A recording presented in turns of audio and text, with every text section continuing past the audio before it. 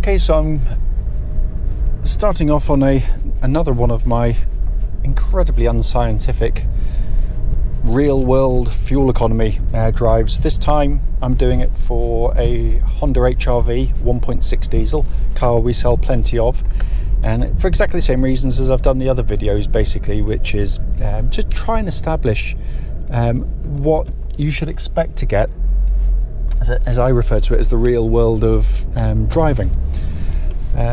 The reason is that we obviously get asked very regularly, what sort of MPG you should get out of a particular make and model of car, and some of which we know the cars very well indeed, so we can say with some authority, and others possibly slightly less so.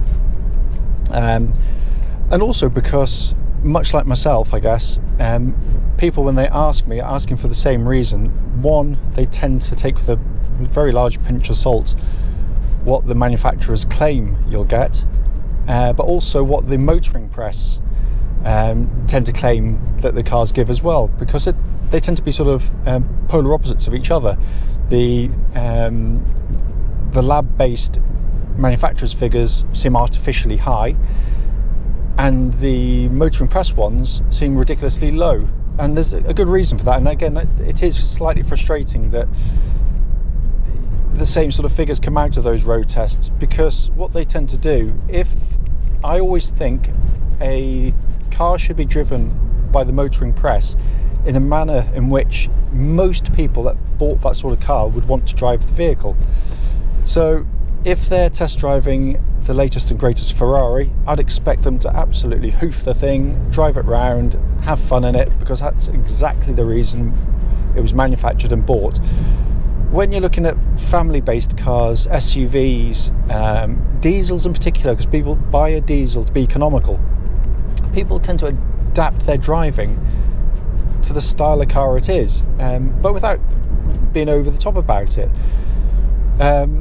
So most people tend to find they get better economy figures than the motoring press actually claim, which is kind of the point I'm getting to.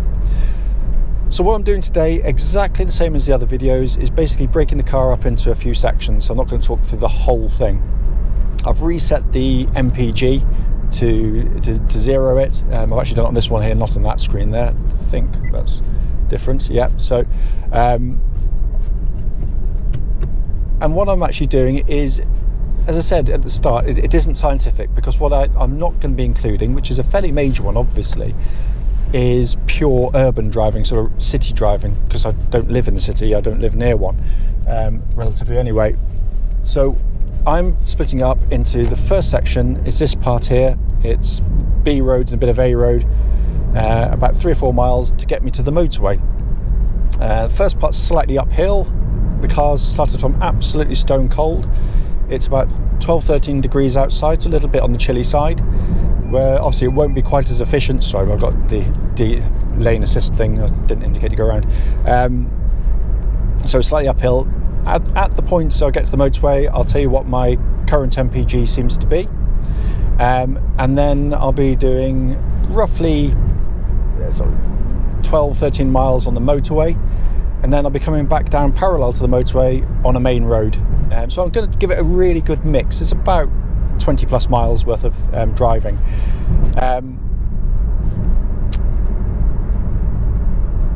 Coming to fuel economy and how to get good economy out of the cars. This is exactly what I would have said in previous videos. Most of the fuel economy is gained or lost by driving style, basically. Diesels are by nature, or nearly always, very torquey engines. They've got lots of grunt. You don't need to rev them hard. So Honda, like lots of manufacturers, they have a little prompt down here telling you when to change up, when to change down, and it keeps the engine in the sweet spot. That's when the turbo's active. You go much beyond it, you're wasting fuel in effect. With this one, it tends to be around about 1700 RPM. It tells you to change up pretty much straight away. If you kind of keep to that without being obsessive about it, you'll get the economy figures. They're very efficient. What I tend to find, people will do is to hang on the gears a bit too long, basically. You change up relatively early, let the torque, as I said, do the work for you. These, like other Hondas, again have a couple of things built into them to again help save fuel. You've got a little economy button down here, and when it's on, you got on this particular car, you got this green circle that goes around the big speedo in the middle. And what that does is very gently, so it's not annoying in a way, it glows green when you're driving economically, and when you put your foot down, as I am now, it's gone back to kind of silver grey. And in the back of your head or your mind, sometimes as you're driving along, you may be driving along thinking something's missing, and then you realize, oh, it's not green. Then you'll notice that you're either still in a low gear or you're going a bit too fast, basically. It also happens to, what it does also, it is doing physical things on these cars. It changes the throttle actuation slightly, or how far you have to push the pedal down, so you don't get quite so much throttle response on them. Air conditioning goes into a slightly lower mode as well, so it draws less power off the engine. But it is certainly worth having on the vehicle, or operate to have it on while you're driving.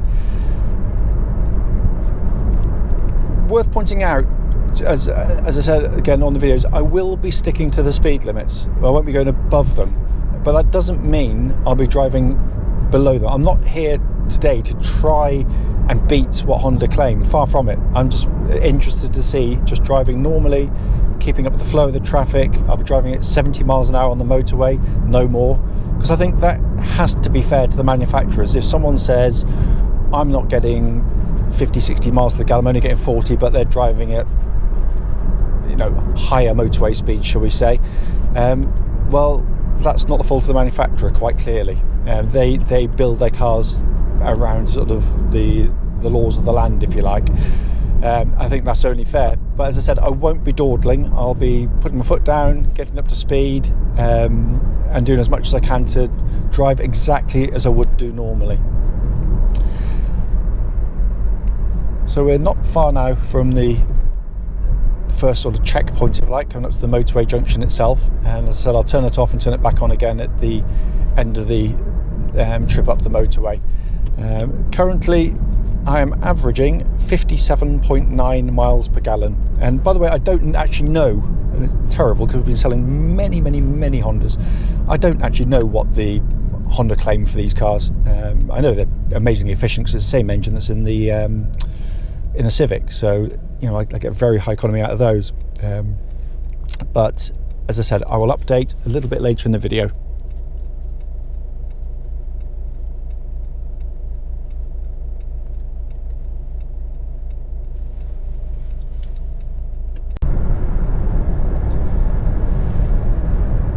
Okay, so we're now coming to the end of the motorway section.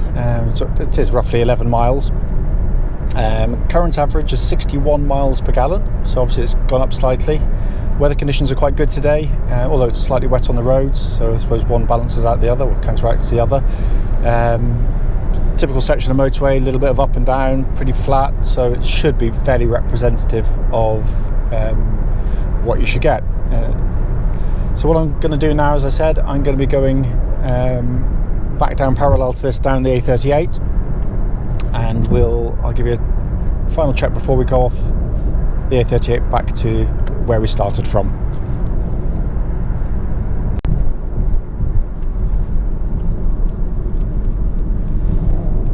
Right then, so we're coming to the end of the section on the A38 now, close to the point at which I turn off.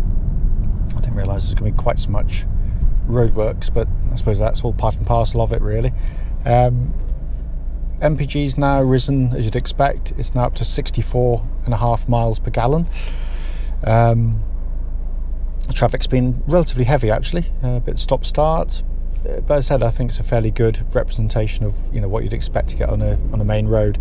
What I'll do is, so I'll be coming off now, heading back towards where we started from. It's more downhill, back on the B roads, and I'll give a final updates and thoughts as I'm heading down the road there. Right, so we're coming to the last section of the video now. We're up to 26 miles, just a mile or so to go. just coming back to obviously the fuel economy and what you're going to get, that kind of thing, from this particular type of car, but also the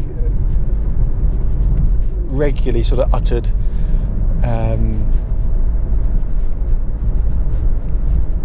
things about, obviously, you know, I can't get the economy, I'm not getting the economy. Basically, it's very simple. If your economy suddenly takes a dip and you've been driving for, you know, a long time, many months, years even, getting the same economy out of a car, and it suddenly drops off, it's obviously pointing to a problem with the car. And the most common things to look for, obviously, maintaining a service history of the vehicle is important.